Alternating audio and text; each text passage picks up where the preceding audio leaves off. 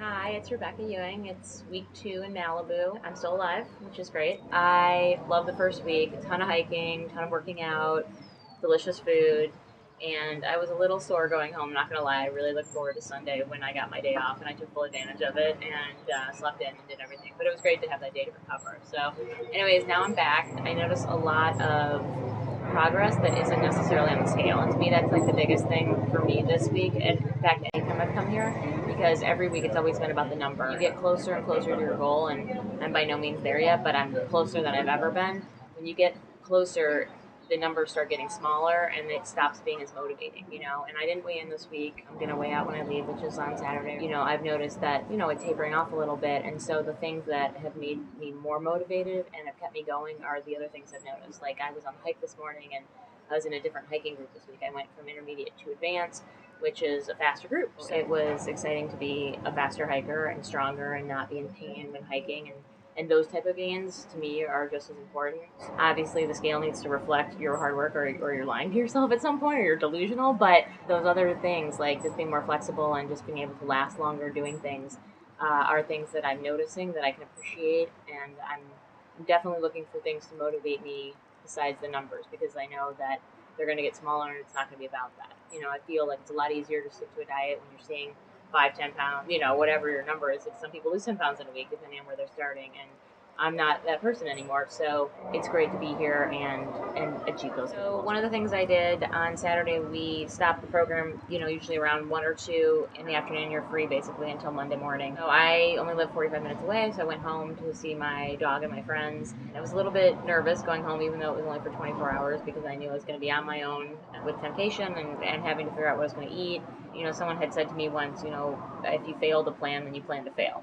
And I think it was Benjamin Franklin, so I don't think he could take credit for it, but I always think of that when I'm starting my week or when I'm starting anything on my own. I had made a plan of what I was going to eat, very close to the diet here, and I did that. I was very proud of myself. But one thing I noticed was that I was eating the same things over and over again, things I was comfortable with.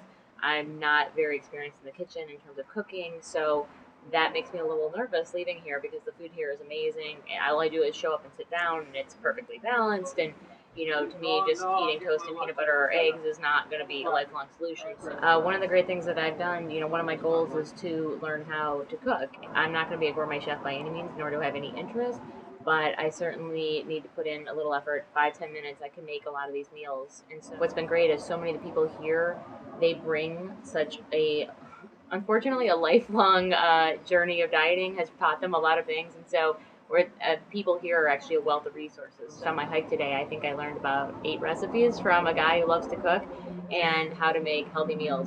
It's not just about the staff here. The people that come here actually have a lot to offer and a lot of information to exchange. And usually we do it sitting in the jacuzzi at night, soaking our tired muscles. But it was really helpful, and good tips from people that actually are in the trenches every day. A lot of people here, everyone knows what they should be doing. It's just a matter of whether they do it or not. I really am looking forward to making a few of the dishes here and maybe branching out a little bit and trying to do it healthy rather than just what I used to do, which was either food delivery or winging it, which was not a solution. So this is my last week here, which I am very sad about. Maybe there's a way I will be able to come back in the near future, but as of now, I'm leaving on Sunday. I'm definitely lost weight, but more than that, I've gained a lot of confidence in terms of what I think I'll be able to do at home. I've never successfully done it at home before, but this time it does feel different. On Friday, we're doing a massive afternoon hike, which isn't normally on the schedule, 3 to 4 hour hike, which is optional, but I'm really looking forward to it, and my feet will hang in there. Then I will be weighing out on Sunday, and I will share that all with you, even though I cannot believe I would ever put that number out there. I don't even tell my parents, but I will tell you guys. Hopefully it'll be good. Like I said, other benchmarkers that I've been using to judge my success. Hope everyone has a great week, and you'll hear from me again before I leave. Thanks.